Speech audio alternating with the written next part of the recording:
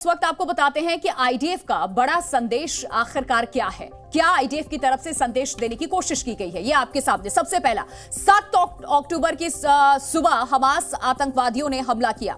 IDF का बड़ा संदेश ये है, हमले में निर्दोष सैकड़ों इजरायलियों की मौत हुई है, यह आईडीएफ की तरफ से जानकारी दी गई है। इसके अलावा हमले ने हमारी संप्रभुता पर चोट की है। सेना की तरफ से भी यह बड़ा बयान जारी किया गया। आईडीएफ की तरफ से यह बड़ा संदेश दिया गया, हम मरते दम तक मातृभूमि की रक्षा करेंगे। ये बड़ी बातें कही गई हैं। हम पीछे हटने को तैयार नहीं है किसी भी कीमत पर, क्योंकि हमारी संप्रभुता पर चोट किया गया। इसके अलावा आतंकवादियों के खिलाफ लड़ाई हम लड़ रहे हैं और ये लड़ाई आगे भी जारी रहेगी।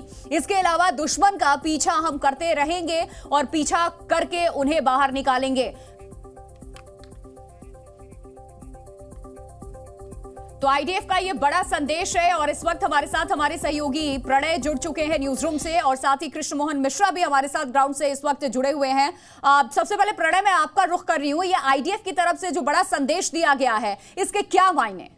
देखिए, इस पूरे बयान के अंदर एक सबसे महत्वपूर्ण कीवर्ड है जिसे कहा जाता है संप्रभुता। संप्रभुता एक ऐसी चीज होती है अंतर्राष्ट्रीय राजनीति में जिसके लिए कोई देश किसी भी हद तक जा सकता है। यूएन के चार्टर के अंदर भी यह चीज सुनिश्चित की गई है कि संप्रभुता की रक्षा के लिए पूरा अधिकार किसी भी देश को होता है, यानी संप्रभुता सुप्रीम होती है। और इसीलिए इजराइल ने संप्रभुता यानी सॉवरेनिटी को इन्वोक किया है। और इस चीज को जिस तरीके से अंतर्राष्ट्रीय दबाव बनाने की कोशिश हो रही है, जिस तरीके से एक जनमत भी बन रहा है कि गाजा के अंदर जिस तरीके से इजराइल के हमले हो रहे हैं उसको रुकवाया जाना चाहिए, एक सीज फायर हो। इजराइल ने यह साफ कर दिया है कि हमास के हम पर के खात्मे से कम उसे कुछ भी मंजूर नहीं है, क्योंकि एक हमेशा की समस्या है और वो चाहता है कि इसका अगर समाधान निकले तो वो समाधान ऐसा हो जिसके अंदर उसके नागरिकों की जान सुनिश्चित हो सके, उसका जो जान माल का नुकसान है वो ना हो, क्योंकि ये सिलसिला लगातार काफी समय से चल रहा है। और इजराइल ने यह भी साफ कर दिया है कि अगर उसके नागरिकों पर वार हुआ है, जिस तरीके की चोट हुई है, ऐसे में वो उन हमलावरों को, उन आतंकियों को, उन दुश्मनों को कतई छोड़ने को तैयार नहीं है जिन्होंने इस तरीके की करतूत को अंजाम दिया है। क्योंकि पीएलओ से लेकर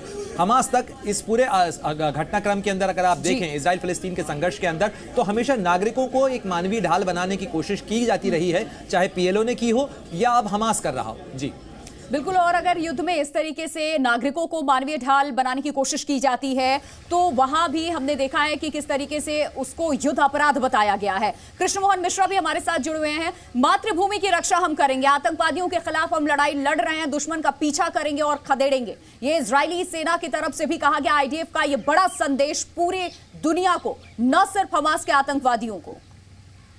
प्रिया, आमतौर पर होता है कि लड़ाई से पहले, किसी बड़ी जंग से पहले जो कमांडर्स होते हैं वो ट्रुप्स को संबोधित करते हैं, रेडियो संदेश देते हैं, टेलीविज़न संदेश देते हैं, रिकॉर्डेड मैसेजेस जाते हैं।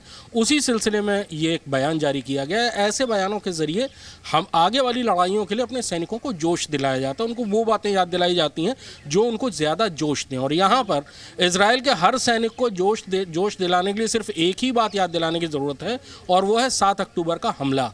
कि जिस तरह से इजराइल के आम लोगों के ऊपर हमले किए गए, इजराइल की ज़मीन पर घुसकर गांव में, शहरों में, घरों में सोते हुए लोगों को मारा गया, वो बात इजरायली सैनिकों को याद दिलाने की ज़रूरत है और इसी से उनको सबसे ज़्यादा जोश आएगा।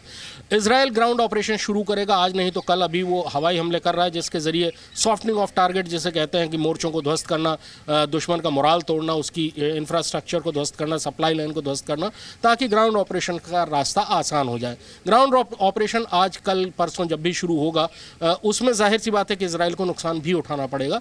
अर्बन वॉरफेयर में किसी भी शहर के अंदर, किसी इमारतों के अंदर अगर फौज घुसती है तो हमेशा जो फौज घुस रही होती है उसको ज़्यादा नुकसान उठाना पड़ता है। और यहाँ तो गाजा में तो टनल्स का एक पूरा का पूरा जाल बना हुआ है।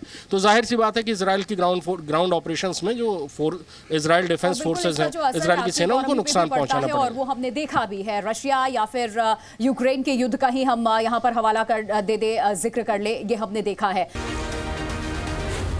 जी न्यूज़।